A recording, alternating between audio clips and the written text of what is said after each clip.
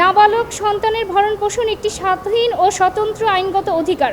মা বাবার মধ্যে তালাকের বিরোধ থাকলেও সন্তানের ভরণ পোষণ বন্ধ করার কোনো সুযোগ নেই। সংসার ভাঙে, সম্পর্কের ইতি ঘটে, আদালতের বারান্দায় জমে দীর্ঘ আইনি লড়াই। কিন্তু সেই লড়াইয়ের আড়ালে সবচেয়ে বেশি অনিশ্চয়তায় পড়ে একজন শিশু আর তার ভবিষ্যৎ। এমনই এক ঘটনা ২০১১ সালের।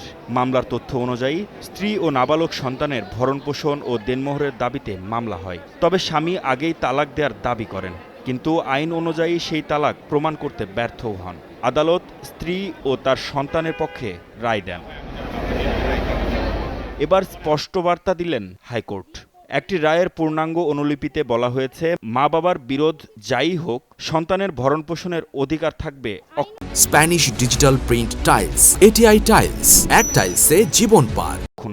যে তালাক আইন অনুযায়ী প্রমাণিত নয় বা কার্যকর নয়, সেই ধরনের তালাকের আসলে আইনগত কোনো কার্যকারিতা নেই। শুধুমাত্র মৌখিক তালাকের দাবি করে স্ত্রীর ভরণপোষণ বন্ধ করা বা সন্তানের ভরণপোষণ বন্ধ করার কোনো সুযোগ নেই। সন্তান যদি স্ত্রীর কাছেও থাকে, তারপরেও তাকে সব ধরনের মেইনটেনেন্স দিয়ে যেতে হবে। পর্যবেক্ষণে আদালত বলেন, ভরণপোষণ শিশুর স্বাধীন ও স্বতন্ত্র আইনগত অধিকার। দাম্পত্য বিরোধে এই অধিকার ক্ষুণ্ণ করার কোনো সুযোগ নেই। নাবালক সন্তানের ভরণ পোষণ একটি স্বাধীন ও স্বতন্ত্র আইনগত অধিকার। মা বাবার মধ্যে তালাকের বিরোধ থাকলেও সন্তানের ভরণ পোষণ বন্ধ করার কোনো সুযোগ নেই।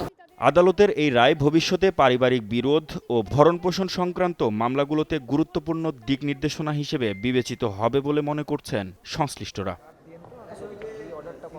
মাহমুদ হাসান, নিউজ 24, ঢাকা।